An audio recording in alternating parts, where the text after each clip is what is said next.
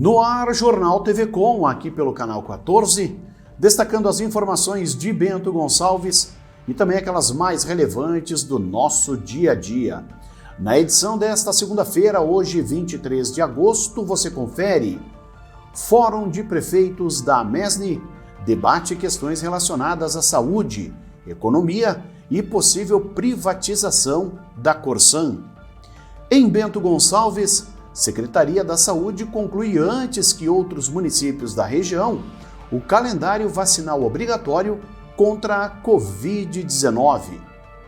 Mulher alega surto de raiva ao jogar a própria filha de 3 anos de uma altura de 3 metros.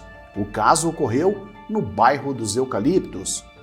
Esportivo vence mais uma, sobe na tabela e depende de si mesmo para seguir vivo na Série D do Brasileirão.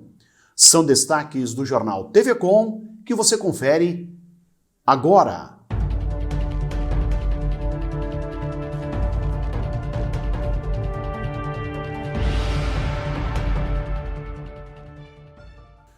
Entre a noite da sexta-feira e a manhã do sábado, aconteceu em Caxias do Sul o primeiro Fórum dos Prefeitos da Amesne.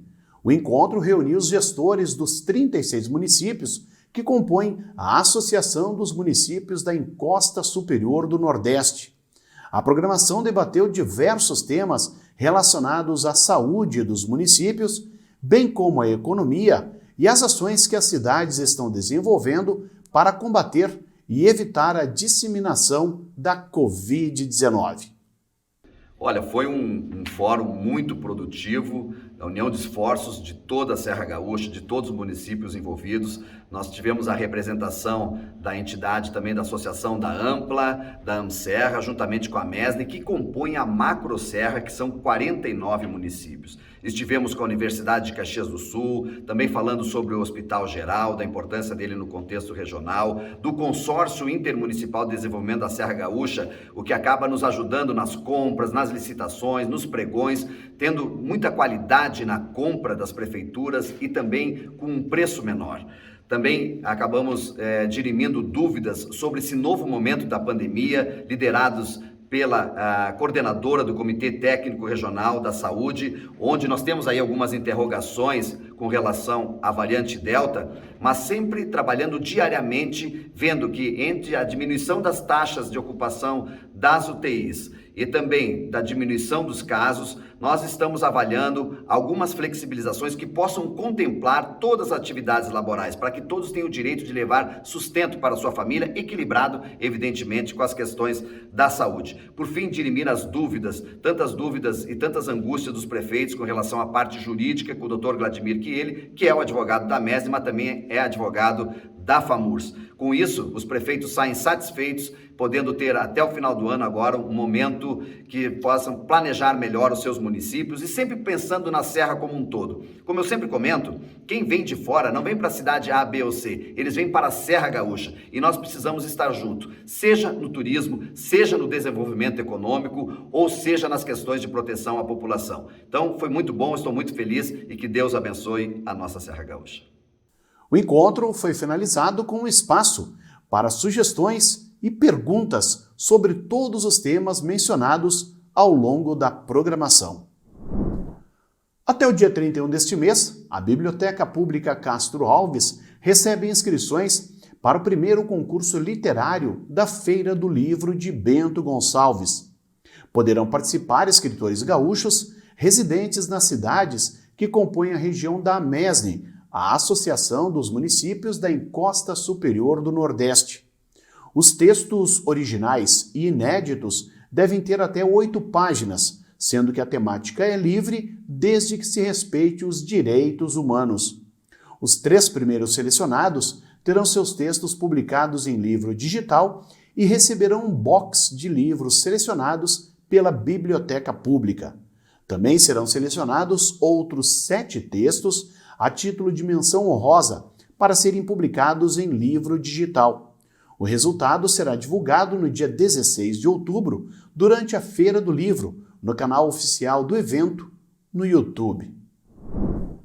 A Secretaria da Educação de Garibaldi agendou para o dia 1º de setembro a retomada das aulas presenciais em turno integral, tanto nas escolas da educação infantil quanto no ensino fundamental.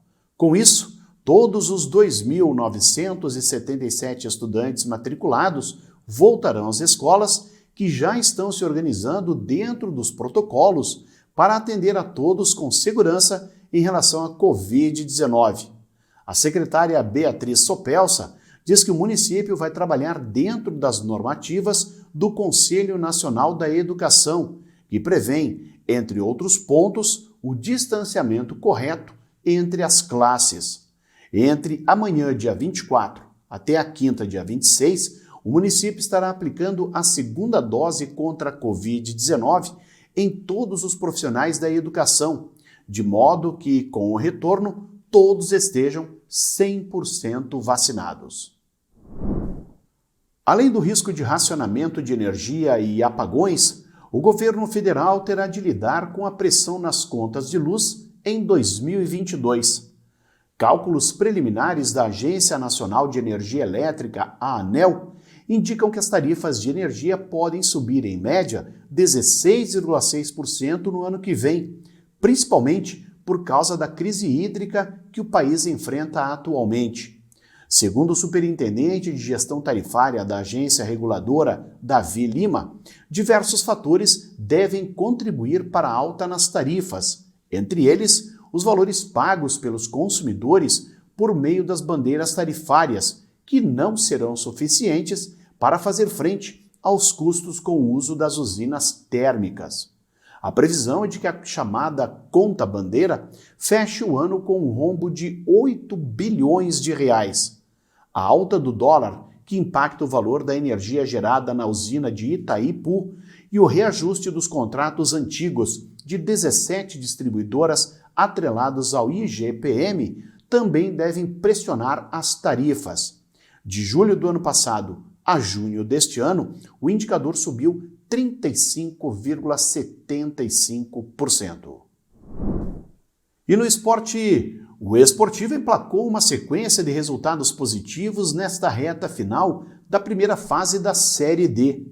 Após 3 empates consecutivos, 2 deles diante do líder e do vice-líder da chave, o Alviazul conquistou 2 vitórias seguidas e voltou a figurar no G4 da competição nacional. Com apenas 2 rodadas a serem disputadas, o Esportivo depende somente de suas próprias forças para concretizar o feito histórico de se classificar logo em sua primeira participação no último escalão do futebol brasileiro. A vitória sobre o Aimoré pelo placar de 2-1 colocou o Alviazul na 3ª colocação do grupo, com 15 pontos conquistados, mesma pontuação que o Marcílio Dias, que vem logo atrás. Por enquanto, o time de Bento Gonçalves é o único time gaúcho que está avançando à próxima fase. Seguem também na briga pelas duas últimas vagas o Caxias, o Juventus de Santa Catarina e o Aimoré, o qual tem chances remotas. O Cascavel do Paraná e o Joinville já garantiram vaga à próxima fase, enquanto o Rio Branco do Paraná já está eliminado. Nas 2 últimas rodadas, o Esportivo vai encarar o Juventus de Santa Catarina em Jaraguá em confronto direto pela briga da classificação e finaliza a fase classificatória da Série D diante do já eliminado Rio Branco, que é lanterna do grupo, no estádio Montanha dos Vinhedos. O Jornal TV Com faz um breve intervalo, nós já voltamos com mais informações.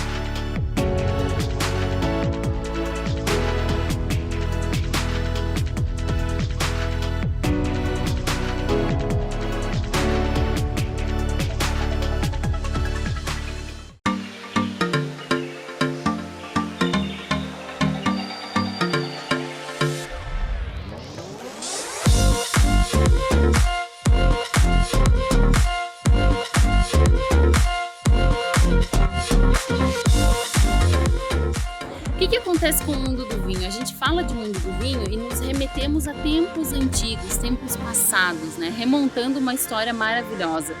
E dentro desse mundo do vinho a gente tem a geografia, a história, a religião. E o que nós queremos trazer com isso é essa prática da experiência. E através do enoturismo a gente consegue sim transferir essa mensagem do mundo do vinho em todos os lugares. Então nos acompanhem que estamos só começando.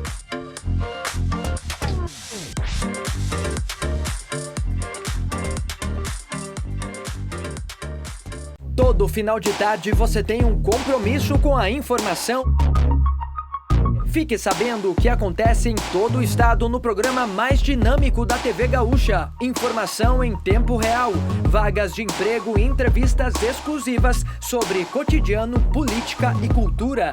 Participe enviando fotos, vídeos e comentando as notícias pelo WhatsApp 995882374. Tudo isso de segunda a sexta, a partir das 5:30 da tarde, aqui no Conexão RS.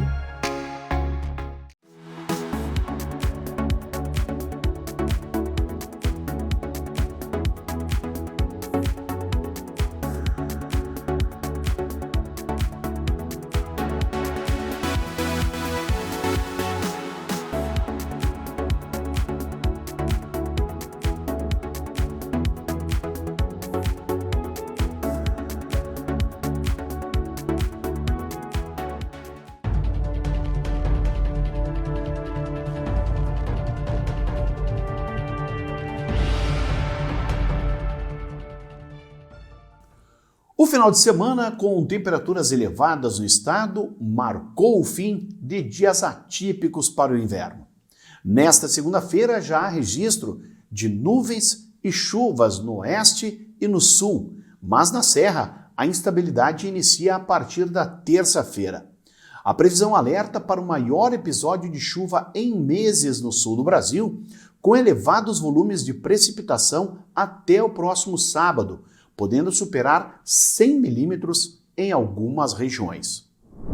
As imagens de satélite deste início de semana mostram o céu carregado nas áreas mais ao sul do Rio Grande do Sul por causa de áreas de instabilidade. Nesta terça-feira, uma frente fria avança e provoca temporais, com ventania, descargas elétricas, tem risco para granizo e o dia pode virar noite por causa da combinação de chuva com a presença de muita fuligem no ar por conta das queimadas no interior do Brasil. Também devem ocorrer algumas pancadas de chuva no meio-oeste de Santa Catarina e no sudoeste do Paraná. Quanto à temperatura, a máxima já não vai passar dos 20 graus em Porto Alegre, mas ainda deve chegar aos 31 em Curitiba. O clima-tempo indica para Bento Gonçalves ainda a presença do sol em meio ao aumento da nebulosidade e pancadas de chuva durante a noite da terça-feira. As temperaturas devem variar amanhã entre a mínima de 18 e a máxima de 31 graus. No Jornal TV Com, o comentário de Adroaldo Dalmas.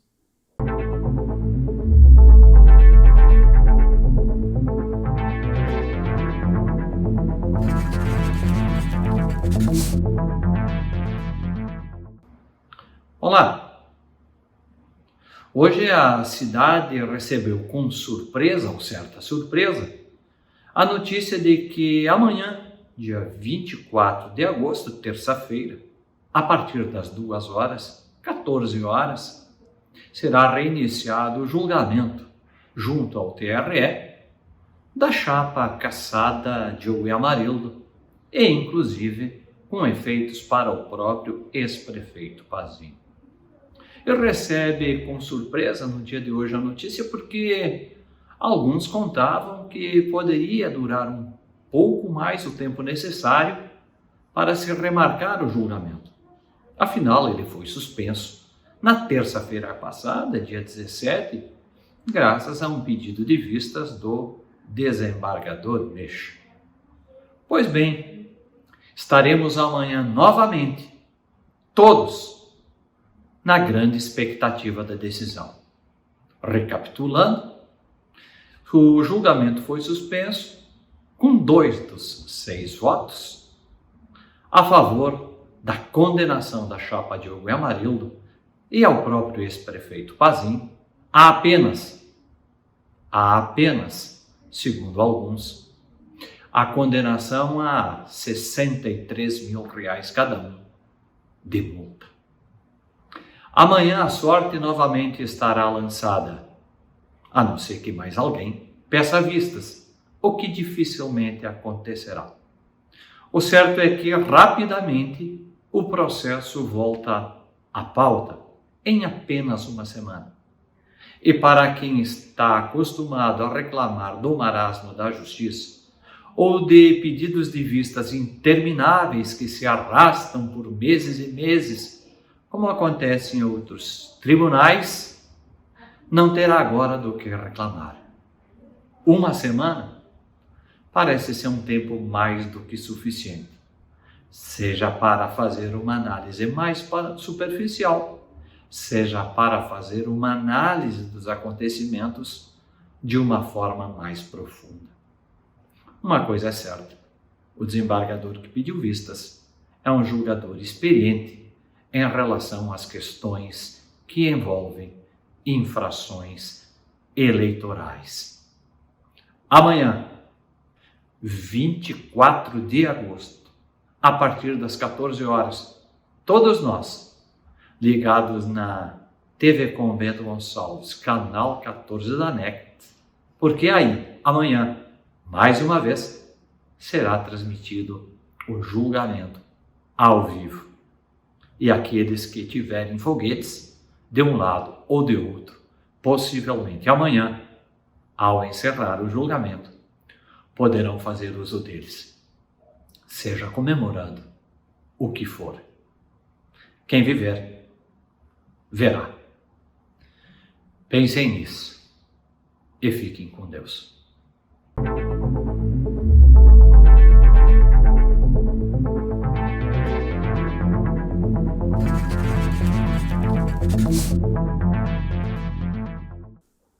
A Prefeitura de Bento Gonçalves colocou o pé no acelerador e concluiu na sexta-feira o ciclo obrigatório da vacinação da população, imunizando os jovens de 18 e 19 anos. A partir de agora, a estratégia será montada para garantir que a segunda dose seja aplicada em toda a população e também naquelas pessoas que, por algum motivo, ainda não tomaram a vacina. Foram aplicadas 1.662 doses da vacina na sexta-feira aos jovens de 18 e 19 anos. No último sábado, outras 1.850 pessoas receberam a segunda dose da vacina da AstraZeneca. A Secretaria Municipal da Saúde contabiliza até o momento 30.864 pessoas vacinadas com a segunda dose na capital do vinho, algo em torno de 25,6% da população geral, que é de 120.454 pessoas. Os dados da Prefeitura mostram que mais de 79 mil pessoas foram vacinadas com a primeira dose e mais de 29 mil com a segunda dose. Com a vacina da Janssen, que é dose única, 4.075 pessoas já foram vacinadas em Bento Gonçalves. De cada 10 mortos pela Covid-19 no Brasil atualmente, quase 7 são idosos, segundo o novo boletim do Observatório Covid-19 da Fundação Oswaldo Cruz. O avanço da vacinação entre as pessoas mais jovens e o fato de o vírus continuar circulando intensamente no país explicam o fato de o segmento mais vulnerável da população voltar a representar a maior parte dos óbitos pela infecção, mesmo com a segunda dose da vacina. O texto também confirma que pela 8ª semana consecutiva foi observada a redução no número de casos, internações e óbitos no país. O Rio de Janeiro, contudo, vai na direção inversa a essa tendência. A proporção de idosos entre o total de internações pela Covid-19 já esteve em 27% na semana entre 6 e 12 de junho. Agora, no período entre 1º e 14 de agosto, o percentual é de 43,6%. No caso dos óbitos, comparado com a mesma semana, o salto foi de 44,6% para mais de 69%, mostrando claramente a reversão da tendência anterior, que era de rejuvenescimento da pandemia. O portal do Governo do Estado mostrava ao início da tarde desta segunda-feira os números de casos da Covid-19 em todo o Rio Grande do Sul. A ferramenta é disponível no site covid.saude.rs.gov.br monitora os casos da doença em todos os municípios. Somente aqui em Bento, a UTI do Hospital Tacchini registrava 16 pacientes internados com a Covid-19, 6 a mais em relação à sexta-feira. No Tacchini, dos 40 leitos oferecidos na instituição, pelo menos 19 eram ocupados por portadores de outras doenças e 3 pessoas apresentavam sintomas para a Covid-19. O boletim atual mostra ainda o uso de 15 respiradores, 2 a menos em relação ao boletim anterior, sendo que a capacidade é de 40 aparelhos. Quanto à ocupação no uso de leitos fora da UTI, cuja capacidade é de 83 unidades, atualmente 22 pessoas seguiam internadas, 9 a menos na comparação com os dados da sexta-feira. As informações que constam no portal são alimentadas todos os dias com dados que são repassados pelo Hospital Tacchini e também pela Secretaria Municipal da Saúde. O ministro da Saúde, Marcelo Queiroga, diz que o governo estuda a aplicação de uma terceira dose da vacina contra a Covid-19 para a população. O ministro também voltou a falar sobre o envio de doses para os estados e para o Distrito Federal. Marcelo Queiroga comentou os assuntos depois de uma visita ao local que armazena as vacinas antes de distribuí-las pelo país. Mais detalhes a gente confere agora na reportagem. Em quase 8 meses de campanha de imunização, essa operação logística já levou mais de 215 milhões de doses para todos os estados e Distrito Federal e já vacinou mais de 120 milhões de pessoas com a primeira dose. Isso acontece por conta de toda essa logística, que é complexa, mas tem sido feita com eficiência para garantir que a população brasileira receba a vacina contra a Covid-19. O secretário executivo do Ministério da Saúde, Rodrigo Cruz, destacou a importância da triagem da vacina feita nos centros de distribuição para garantir a segurança e eficácia das doses. A gente está tentando encurtar ao máximo todo esse processo para que a gente tenha, sim, celeridade na distribuição. Mas a segurança do imunizante é a premissa número 1 do Ministério. O ministro da Saúde confirmou em coletiva que a pasta estuda liberar a aplicação da terceira dose.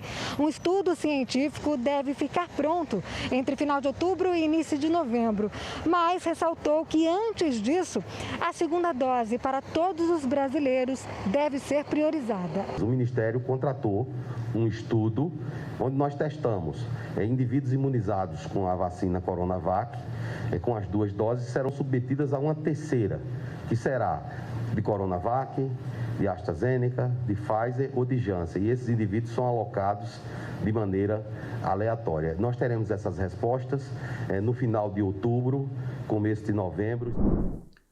Faleceu nesta madrugada no Hospital Tacchini Daniela de Lucas, que na tarde do domingo foi atropelada na Avenida Independência, em Garibaldi.